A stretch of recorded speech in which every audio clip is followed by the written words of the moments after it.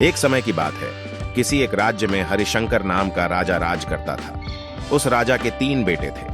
उसकी ख्वाहिश थी कि वह उसका सबसे काबिल बेटा उसकी राजगद्दी संभाले, लेकिन वह इस बात लेकर संशय में था कि तीनों में से किसे वह अपना राजपाट सौंपे। एक दिन राजा को एक तरकीब सूझी। उसने उसी समय अपने तीनों बेटों को बुलाया और कहा, बेटे, आज मैं तुम सबसे एक सवाल पूछता हूं। अगर तुम लोगों के सामने एक गुनहगार खड़ा हो तो तुम उसके साथ क्या करोगे?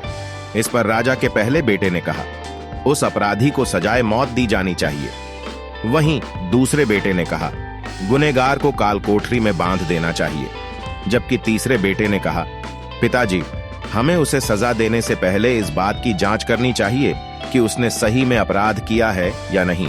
इस पर राजा के तीसरे बेटे ने सभी को एक कहानी सुनाई। एक राजा था जिसके पास एक बुद्धिमान तोता था।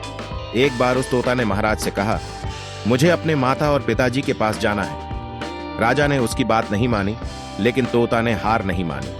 वह लगातार महाराज से जिद करने लगा कि मुझे माता पिता के पास जाने दें।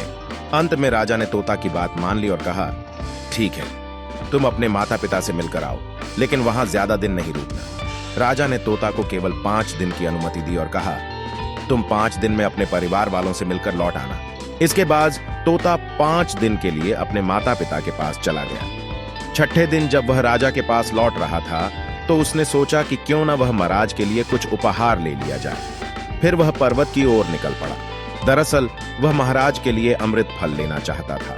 वहां पहुंचते पहुंचते रात हो गई। तोता ने पर्वत पर पहुंचकर फल तो ले लिया, लेकिन रात हो जाने के कारण वह आगे नहीं बढ़ा और वहीं रुक गया। और पार्ट 2 के लिए इस चैनल को सब्सक्राइब कीजिए ताकि पार्ट 2 की कहानी आपके फोन में नोटिफिकेशन आ जाए। धन्यवाद।